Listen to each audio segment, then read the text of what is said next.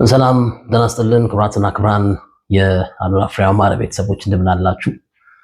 ላለፉት እንግዲህ 40 ቀናት ይመስለኛል በዩቲዩብ የአድሰንስ መቋረጥ ምክንያት ከኔ ቻናል ጋር በተገናኘ መረጃዎቹን በስፋት ዩቲዩብ ላይ ተደራሽ አላደርግም ነበር። በዛ ምክንያት ነው።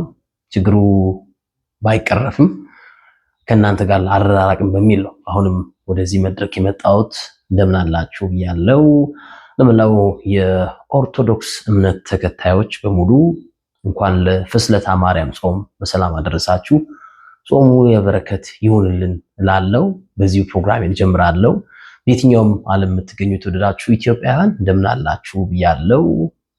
ዛሬ እንግዲህ በፌስቡክ ገጼ ላይ ባለፈውም አንስቼዋለሁ። ከዚህ ከአካዳሚዎች ጋር በተገናኘ ኢትዮጵያን አካዳሚዎች በየዓመቱ በተለያዩ የአውሮፓ ሀገራት ላይ ኢትዮጵያን መወከል ውድድር ያደርጋሉ።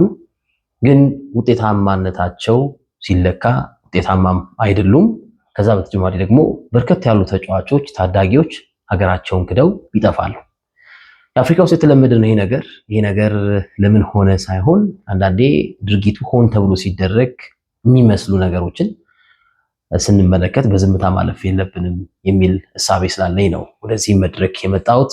ባሳለፍነው ሳምንት በስዊድን ጎቲያ ካፕ ላይ ኢትዮጵያን 3 አካዳሚዎች ወክለዋል። ከነዛ ውስጥ ኢትዮጵያን ወክለው የሄዱ ታዳጊዎች ወደ ተለያዩ አውሮፓ ሀገራት ተሰደዋል፣ ጠፍተዋል፣ ሰምተናል። ያው በኢትዮጵያ ብሔራዊ ቡድን ደረጃም ስንሰማም እናውቃለን። ሌሎች አፍሪካ ሀገራት ላይም ይህን ነገር እንሰማለን። ተጫዋቾች ለተሻለ ኑሮ ለማሸነፍ ሲጠፉ እንመለከታለን። ይሄ አፍሪካ ውስጥ የተለመደ ነው ብዬ አስባለሁ። ግን እዚህ ጋር አንድ ጥያቄ የፈጠረብኝ ነገር ምንድነው? እግር ኳስ የሀብትና የድሃ ተብሎ አይከፈልም ብዬ አስባለሁ። አንድ ተጫዋች በሚያሳየው ክህሎት፣ በሰውነት ተክለ አቋሙ ባለው እግር ኳሳዊ መመዘኛዎች ነው ኢትዮጵያን ወክሎ ወደ ውጭ ሀገር የሚሄደው እንጂ አካውንት ውስጥ ያለው ባላንስ አይደለም። ይህን ተጫዋች በኢትዮጵያዊነት ስም ወደ ተለያዩ የአውሮፓ ሀገራት እንዲሄድ የሚደረገው የሚል ጥያቄ ስለፈጠረብኝ ይሄን የምናነሳው ጥሩ ነው። በተለይ ይሄ የአርቲፊሻል ንጣፍ በአዲስ አበባ በኢትዮጵያ ከተመለከተን በኋላ በርካታ አካዳሚዎች የተከፈቱ ይገኛሉ። በርካታ የቀድሞ ተጫዋቾች፣ አሰልጣኞች ስማቸውን ተጠቅመው ወደዚህ መድረክ መጥተው ታዳጊዎችን ጥሩ ነገር እያደረጉ እንደሆነ እንመለከታለን። ይሄ ጥያቄ የለውም እና እዚህ ላይ በተለይ በዋናነት በአዲስ አበባም ያለው ወጣቶችና ስፖርት ቢሮ ራሱ መንግስትም ለስፖርት የሰጠው ትኩረት ከፍተኛ ስለሆነ የአርቲፊሻል ሳር ንጣፎች መበረካታቸው በተለይ በክረምት ወር የነበረውን የጭቃማ የስቴዲየም ድባብ አጥፍቶ በአርቲፊሻል ሳር ዝናብ ቢዘንብም ከደረቀ በኋላ ሲጫወቱ እየተመለከትን እንገኛለን። ይሄ ጥሩ ጅማሩ ነው። ግን መንግስት ይሄን ነገር ፕሮቫይድ ያደረገው ተተኪዎችን ለማግኘት፣ ታዳጊዎችን ለማግኘት፣ ሀገራቸውን የሚወክሉ ተጫዋቾችን ለማፍለቅ ያደረገው ጥረት ነው ብዬ አስባለሁ እና በዚህ ረገድ በጎቲያ ካፕ በስዊድን በተከናወነው ውድድር ላይ ኢትዮጵያን ወከሉት 3ቱ አካዳሚዎች ኢዲዩ አካዳሚ፣ እንዲሁ የአቢሲኒያ አካዳሚ፣ ከዛ በተጨማሪ ደግሞ ደብል ፓስ አካዳሚ ቁጥራቸው ከፍ ያለ ከ20 በላይ የሚሆኑ ኢትዮጵያን ተጫዋቾች ጠፍተዋል፣ አልመጡም እና አንዳንድ ሆን ብለው የተደረጉ መጥፋቶች የተመለከትንበት አጋጣሚ አለ ብዬ አስባለሁ እና ጉዳዩን እስኪ እንመለከተዋለን። የደረሰንን መረጃ ተደራሽ የምናደርግ ይሆናል። አድማጭ ተመልካቾች፣ ያው የምሰራቸው ዘገባዎች አንዳንዴ የደህንነት ስጋት ይፈጥራሉና ካሁን በኋላ በዩቲዩብ በደንብ ከአድማጭ ተመልካች ጋር እንገናኛለን፣ በሶሻል ሚዲያው በደንብ እንገናኛለን ብዬ አስባለሁ። እንግዲህ ጎቲያ ካፕ 1975 እንደ ግሪጎሪያን የዘመን አቆጣጠር የተጀመረ ቢዝነስ ተኮር የሆነ ውድድር ነው። ግን በዚህ ረገድ ውስጥ ተጫዋቾች ይፈልቃሉ።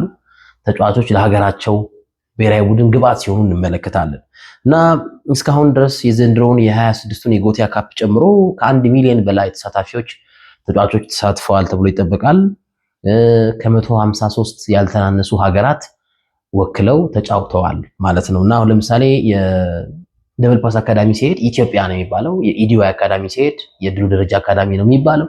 የአቢሲኒያም ሲባል ኢትዮጵያ ነው የሚወክሉት። የኢትዮጵያ ባንዲራ ነው ያለው እና ምንድነው አሁን ኢን ሪሰንት ይርስ የሚመዘገቡ ውጤቶች አንዳንድ አካዳሚዎች ላይ ቢዝነስ ተኮር ሆነው ወይ ውጤታማነት የላቸውም ውጤታቸው ወይም ደግሞ ተጫዋቾች ሲመለሱ ወይም ድጋሚ ወደ ሀገራቸው ሲመለሱ እየተመለከትን አይደለም።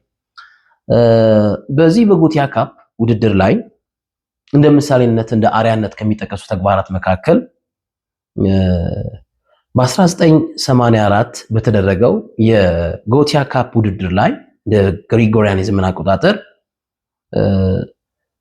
ታሁቺ የተባለ ቡድን ከቦሊቪያ የተወከለ ቡድን ታሁቺ ይባላል። ከቦሊቪያ የተወከለ ቡድን ነው እና 1984 ላይ የነበረው ይሄ ቡድን በጎቲያ ካፕ ተሳትፎ 1994 በአሜሪካ በተደረገው የዓለም ዋንጫ ላይ ከዚህ ቡድን ለቦሊቪያ ብሔራዊ ቡድን 8 ተጫዋቾች ተወክለው ተጫውተዋል።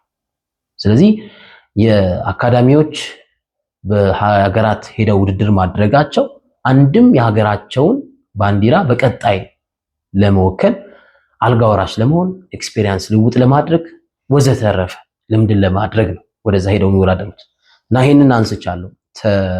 ታሁቺ የተባለው የቦሊቪያ ቡድን 1994 ላይ በአሜሪካ በተደረገው የዓለም ዋንጫ ውድድር ላይ በቦሊቪያ 8 ብሔራዊ ቡድን ተጫዋቾችን ከዚህ ውድድር ላይ ሄደው ወክለዋል። በዚህ ውድድር ላይ የነበሩ ተጫዋቾች ማለት ነው። ይሄ ለኛም ሀገር አካዳሚዎች እንደ አርያነት የሚጠቀስ ነው ብዬ አስባለሁ። በ2026 የኛን የኢትዮጵያን 3 አካዳሚዎች ጨምሮ 1964 ቲሞች ተካፍለዋል። 77 ሀገራት በተለያዩ አካዳሚዎች ተወክለዋል። 21959 ጎሎች ተቆጥረዋል። 70 ገደማ ፐርሰንት የሚወክሉት ተጫዋቾች ወንዶች ናቸው። 30% የሚሆኑት ደግሞ ሴቶች ናቸው ይላል እና አሁን ወደ ሀገራችን እንመጣለን። በሀገራችን እንግዲህ 17 ከደብል ፓስ ከአቢሲኒያ እና ደግሞ ከኢዲዮ አካዳሚ ደግሞ እንዲሁ ቁጥራቸው ያልተገለጹ ተጫዋቾች ጠፍተዋል። በነገራችን ላይ ዜናው ቫይራል የወጣው ዜናው በስዊድን መገናኛ ብዙሃን እንዲዘገብ ያደረገው ነገር ሪፖርት በመደረጉ ነው። ሪፖርት ያደረገው አካል የደብል ፓስ አካዳሚ መስራች እንደሆነ ነው ከስፍራ ያገኙት መረጃ። አቶ ታዲዮስ ተክሉ እሳቸው የ17 ገደማ ተጫዋቾች ሲጠፉባቸው ሪፖርት አድርገዋል። ለፖሊስ ለተለያዩ ነገሮች ሪፖርት አደረጉ። ከዛው ዜናው አፈትልኮ ወጣ። ትክክለኛው መረጃ ይሄ ነው። ከኢትዮጵያ አካዳሚ የተሰጠ ሪፖርት እና እንግዲህ ወደዚህ ቦታ ለማቅናት ያው ቅድም ገልጬዋለሁ። ኮር ፖይንቱ አካዳሚ ገንዘብ የሌለውም ሰው አካዳሚ ውስጥ ሊጫወት ይገባል ከሚሉት ወገን። በሀገራችን እኔ የተመለከትኳቸው አካዳሚዎች አሉ። እንደ ሰውነት ቢሻው አካዳሚ፣ ሌሎች እንደ ዳዊት እስጢፋኖስ አካዳሚ፣ እንደ ምን ያህል አካዳሚ ሳፖርት የሚያስፈልጋቸውን ተጫዋቾች ሳፖርት አድርገው ከቡድኑ ጋር አብረው ሲያጫውቱ ትመለከታላችሁ። ማለት ኢኔሴስ ገንዘብ የሌላቸው በደንብ አቅማቸው ያልጠነከረ ወላጆቻቸው ጠንካራ ኢኮኖሚ የሌላቸው የቡድን ተጫዋቾች ሳፖርት ሲደረጉ እንመለከታለን። የትጥቅ የጫማ ይሄን ባይኔ ተመልክቻለሁ። በነ ዳዊት እስጢፋኖስ ከስዊድን በነ ስጋሽ ሰውነት በነ ምን ያህል ተመልክቻለሁ። ሌሎችም ሊኖሩ ይችላሉ እነ ሚሊሻን ጨምሮ ማለት ነው። እና ምንድነው የተለያየ ካታጎሪ አለው። ወደ ጎቲያ ካፕ ለማቅናት ካታጎሪ ኤ፣ ቢ፣ ሲ እንደ አኮሞዴሽኑ ይለያያል፣ እንደ ሚሉ ይለያያል፣ እንደ ካርዱ ይለያያል። በዚህ ረገድ ለማቅናት ማለት ነው። እና አሁን እንግዲህ የትኩረት የማደርገው እንግዲህ ባለፈውም ዓመት የጎቲያ ካፕ ተሳትፎ ላይ ካደረጉት ቡድኖች መካከል አንደኛው የኢዲዮ አካዳሚ ቀድሞ የኢትዮጵያ ቡና የመሃል ሜዳ ተጫዋች 8 ቁጥር ለባሹ እድሉ ደረጃ ይገኝበታል። ባላንስ ለማድረግ ደውዬ ነበረ። ስልኩ አይሰራም። ዋትሳፕ ላይ ሜሴጅ አስቀምጬ ያለው መልሶልኛል። እንግሊዝ ሀገር ነው ያለሁት እና ስልጠና ላይ ነኝ የሚል ምላሽ ነው የሰጠኝ። እና አሁን የእድሉ ደረጃን አካዳሚ እንገመግማለን። ትክክለኛ መረጃ ነው ፕሮቫይድ ማደርገው። ባለፈው ዓመት በአንድ ቡድን 25-0 ተሸነፈ። ዜናውን ከሰሩት መካከል አንዱ ነበርኩ እኔ። አልተዋጠለትም፣ ደስተኛ አልነበረም። ለምን ዜናው ተሰራብኝ የሚል አይነት ምላሽን ሰጥቶ አውርተን ነበር። አሁን ተጫዋቾች ገንዘብ ከሌላቸው ወደ ውጭ ሀገር በአካዳሚነት ተይዘው መሄድ አይችሉም። ስለዚህ አካዳሚዎች አንድ ስፖንሰርሺፕ መፈላለግ፣ ሁለት የተለያዩ ጥረቶችን አድርጎ ተጻጽፎ እነዚህን ታለንት ያላቸውን ተጫዋቾች አትሊስት ይዘህ መሄድ ውጤታማ ለመሆን የድሉ ደረጃ ኢዲዋይ የተሰኘው አካዳሚ በዚህ በጎቲያ ካፕ በዘንድሮ ዓመት ውድድር በዩ17 እና በዩ14 አካዳሚ ተጫዋቾችን ይዞ ሄዶ አቅንቷል። ውጤታማ አልሆነም። ኤክስፔክትድ ነው። ለምሳሌ በዩ70 አካዳሚ የድሉ ደረጀ ቡድን ካደረጋቸው ጨዋታዎች ውስጥ 4ቱንም ተሸንፏል። 6-1፣ 8-0፣ 1-0፣ 6-0። ስለዚህ በድምሩ ያስቆጠረው የጎል ብዛት 1 ነው። ኦልሞስት የተቆጠረበት የጎል ብዛት ደግሞ 21። ስለዚህ አካዳሚዎቻችን ትክክለኛ ብቃት ያላቸውን ተጫዋቾች ነው ወይ ይዘው ወደ ቶርናመንት የሚያመሩት ወይስ አካውንታቸው ሞላ ያለ ተጫዋቾችን ይዘው የሚሄዱት? አሁን እኔ ትክክለኛ መረጃ የደረሰኝ ነገር ምንድነው፣ በዚህ በድሉ ደረጃ አካዳሚ ከጠፉት ተጫዋቾች መካከል እንደሚጠፉ እያወቀ 1.6 ሚሊዮን ብር በአጠቃላይ የትራንስፖርት ቲኬት፣ የምግብ፣ የመመዝገቢያ ሌሎች ነገሮችን ጨምሮ 1.6 ስፔሻሊ ለሽሬ ተወላጆች። እኔ ኢትዮጵያዊ ነኝ፣ አድማጭ ተመልካቾች እየከፋፈልኩ አይደል። ለሁሉም የሀገራችን ክፍል ፍቅር አለኝ፣ አክብሮት አለኝ። ኢትዮጵያ ከፍ እንድትል ፈልጋለሁ ሁሌ። ቅድም ገልጬዋለሁ። ተጫዋቾች በብሔራዊ ቡድን ደረጃ ራሱ ይጠፋል። ኤክስፔክትድ ነው፣ አፍሪካ ሀገር የተለመደ። አሁን ግን እዚህ ድሉ ደረጃ አካዳሚ ላይ ያስተዋልኩት አንድ ነገር ምንድነው፣ ገንዘብ ያለው ብቻ ነው መስተንግዶ እያገኘ የሚገኘው።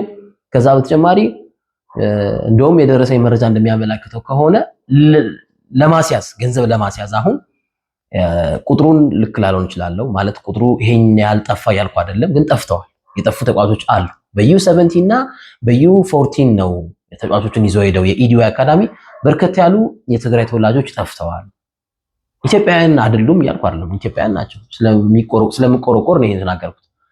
እና ምንድነው አሁን 600 ሺህ ብር ጎሎኝ መጥፋት አቃተኝ ብሎ የጻፈልኝ ቴክስት ያደረገልኝ ግለሰብ አለ፣ ተጫዋቾች አሉ።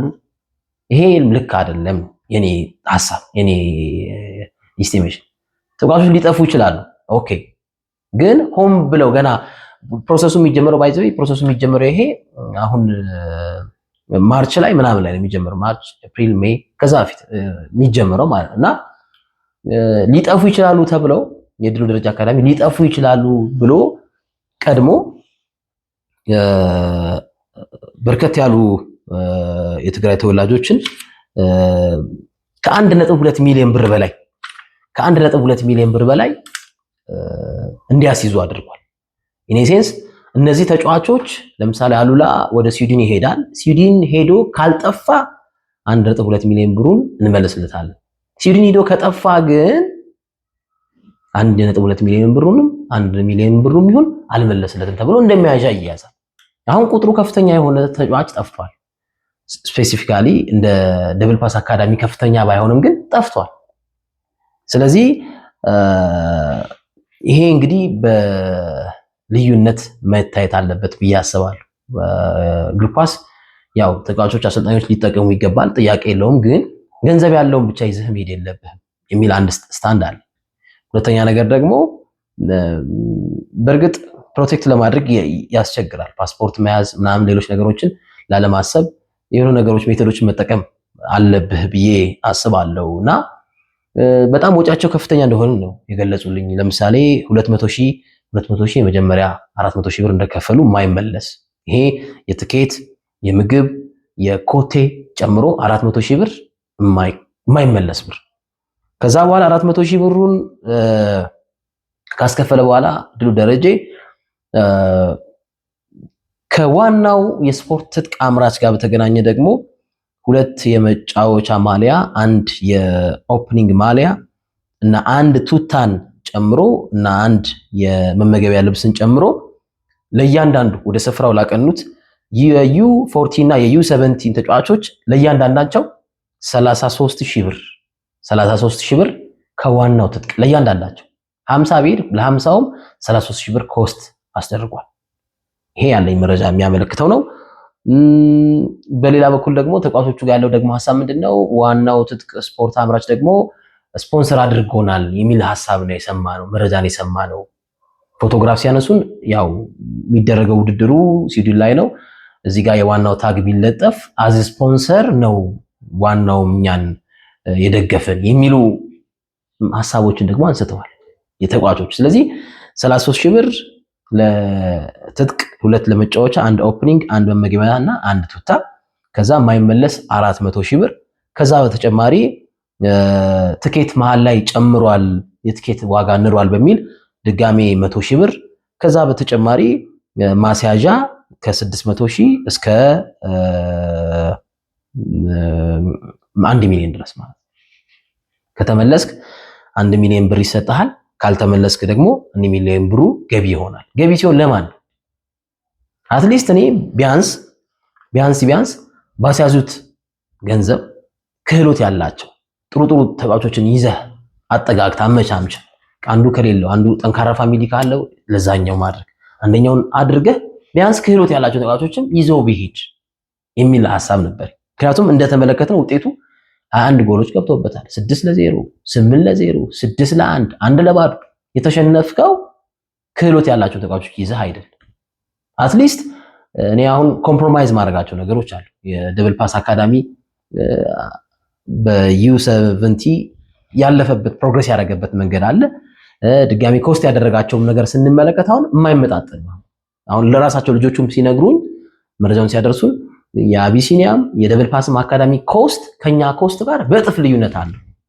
ስለዚህ ይሄ ኢንቴንሽናሊ ገና ፕሮሰሱ ሲጀመር አይ የሽሬ ልጆች ነው ወይም የከሌ ልጅ ነው ብሎ ገና ውድድሩ ከመካሄዱ በፊት እንደማይመለሱ ስለማያውቅ ነው የገንዘብ ቫሪ ራሱ የፈጠረው።